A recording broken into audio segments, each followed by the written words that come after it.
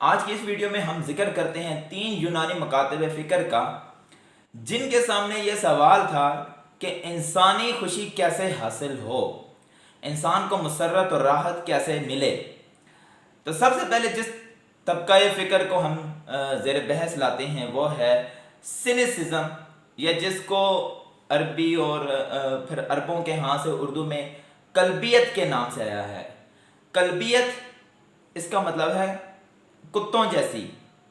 سینیسزم یہ لاطینی زبان کا لفظ ہے جو کہ یونانی زبان کیونیکوس سے نکلا ہے، اور اس کا مطلب بھی ڈاگ لائک ہے، یعنی کتے جیسی۔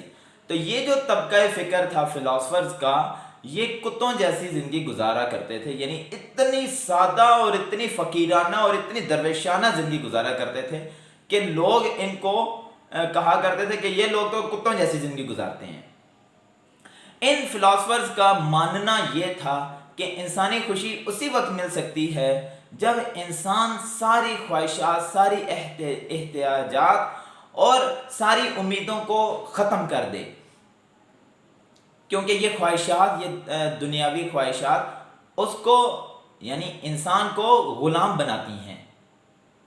تو انہوں نے یہ طریقہ نکالا، ایک اپنی زندگی سے ساری کی ساری خواہشات کو نکالنا شروع کر دیا اور زندگی کو سادہ سے سادہ ترین کی طرف لے کر چلتے گئے۔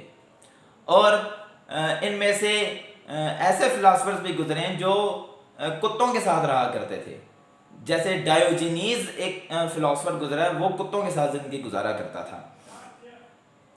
اب ان لوگوں کی آپ نفسیات کا اندازہ اس طرح سے لگا سکتے ہیں، آپ ان کی پر اعتمادیت اور غلامانہ ذہن سے نکلنے کی اس بات کو اس طرح سے پرکھ سکتے ہیں کہ ڈائیوجینیز کا مکالمہ ہوا سکندر اعظم کے ساتھ، کیونکہ سکندر اعظم کو بڑی خواہش تھی کہ وہ ڈائیوجینیز کو دیکھے۔ تو سکندر اعظم ڈھونڈتا ہوا جب ڈائیوجینیز کے پاس آیا اور وہ کتوں کے ساتھ لیٹا پڑا تھا، تو سکندر اعظم نے اس کو مخاطب کرتے ہوئے کہا کہ میں تمہارے لیے کیا کر سکتا ہوں۔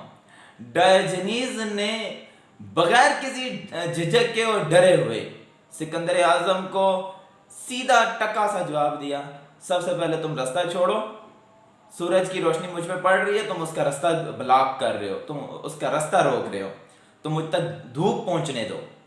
تو سکندر اعظم ڈائیوجینیز کا ایک بہت بڑا معید تھا، اس کا بہت بڑا معتقد تھا، ماننے والا تھا، پیروکار تھا۔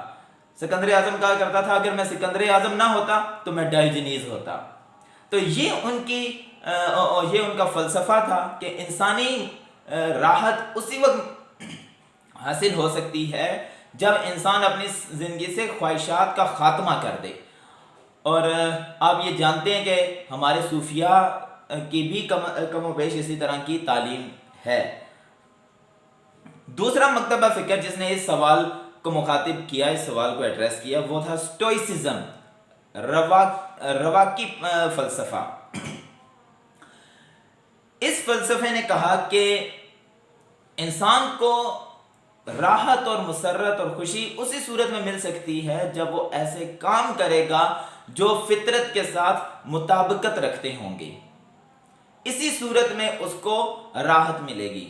اگر وہ ایسے کام کرے گا جو فطرت سے ہم آہنگ نہیں ہیں تو اس کو راحت کے بجائے دکھ اور رنج ملے گا۔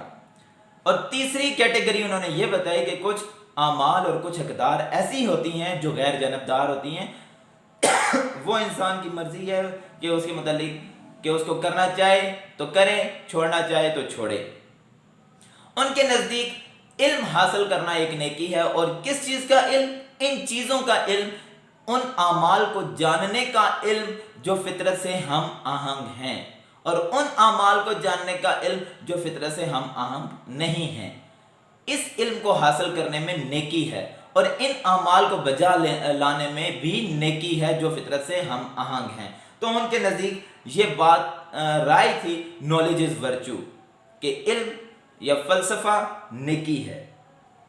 اور وہ اس بات کے قائل تھے کہ علم، فلسفہ، غور و فکر سے انسان کو خوشی ملتی ہے، انسان کے اندر بہادری، شجاعت، دلیری ضبط نفس یعنی سیلف کنٹرول آتا ہے، اور اس کے اندر عدالت کا ایک وصف پیدا ہوتا ہے، یعنی عدل کرنے کی صلاحیت پیدا ہوتی ہے، انصاف کرنے کا اس کے اندر ایک حوصلہ پیدا ہوتا ہے۔ تیسرے نمبر پہ جو مکتبہ فکر ہے وہ ہے ایپیکورینزم۔ یہ وہ مکتبہ فکر ہے جس نے کہا کہ انسان کو خوشی اس وقت مل سکتی ہے جب وہ اپنے ارد گرد چیزوں سے لذت اٹھائے گا۔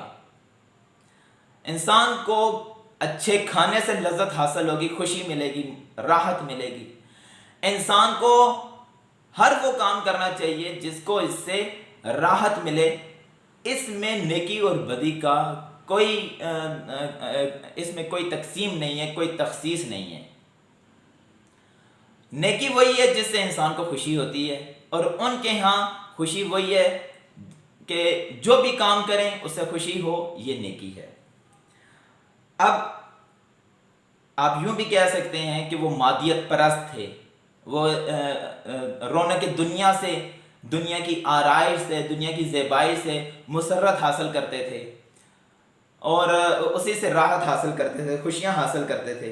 ان کے ہاں، ان کا یہ ایپیکورین فلاسفرز کے ہاں یہ بات عام تھی کہ شادی ایک لایانی قسم کا کام ہے، کہ یہ ایک ایسا فعل ہے جس کے کرنے کے بعد انسان بیوی بچوں کے گورکھ دندوں میں پھنس کے رہ جاتا ہے، اور اس کی خوشی تباہ ہو جاتی ہے، اور اس کو شادی کرنے کی کوئی ضرورت نہیں ہے، اس کو یہ خوشی کسی اور ذریعے سے حاصل کرنی چاہیے۔